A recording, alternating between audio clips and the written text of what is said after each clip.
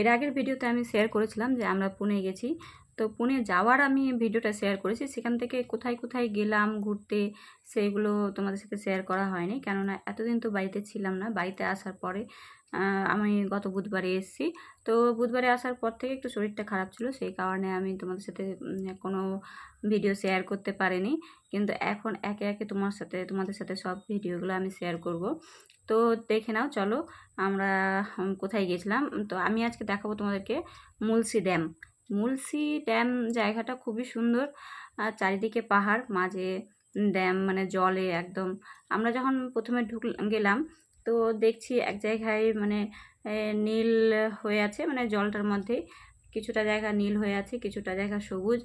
তারপরে একটু সামনেটা যেহেতু ঘোলা জলটা ছিল, সেই কারণে জলটা সাদা হয়ে আছে, ঘোলা ঘোলা টাইপের। তো বাস খুব সুন্দর লাগছিল।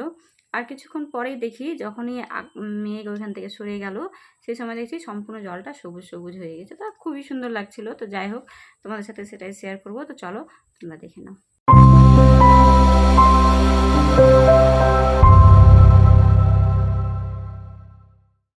তো সকাল সকাল রেডি হয়ে বেরিয়ে পড়েছি আমি, তোমাদের দাদা ভাই আর আমার ভাইয়ের শালি মানে বুনু। তিনজনে মিলে একসাথে লিফটের কাছে এসে দাঁড়িয়েছিলাম, ভাইয়ের বইয়ের অপেক্ষা করছিলাম আর একটু তোমাদের সাথে মজা করে নিচ্ছিলাম। তো এইভাবে করে আমরা আনন্দ করতে করতেই কিন্তু আজকে মুলসি ড্যাম যাব। ফাইনালি ভাইয়ের বউ দুজনে আসলো। এবার লিফটে করে আমরা নিচে নেমে গাড়িতে যাব, ভাইয়ের গাড়িতে করে সবাই মিলে আনন্দ করতে করতে যাব। তো এবার গাড়িতে বসে গিয়ে আমরা রাস্তার ভিউর মজা নিতে নিতে চলে যাচ্ছিলাম। এটা হচ্ছে পুনে থেকে 30 কিলোমিটার দূরে, কিন্তু ভিউটা এত সুন্দর লাগছিল।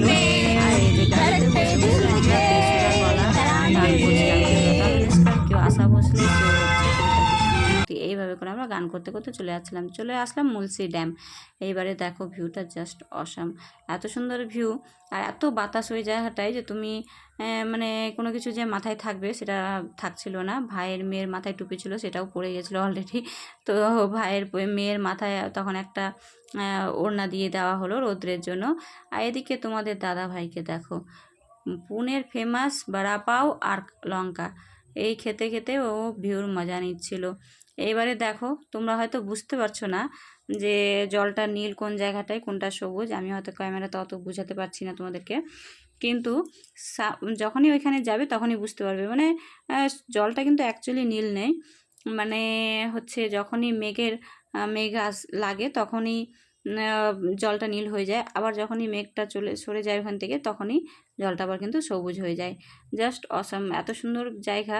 তোমরা কেউ যদি পুনে কোনো দিনও যাও তো অবশ্যই কিন্তু মুলসি ড্যাম ঘুরে আসবে। আমি ঘুরে এসেছি, আমার খুব ভালো লেগেছে। তোমরা গেলে আশা করি তোমাদেরও খুব ভালো লাগবে জায়গাটা।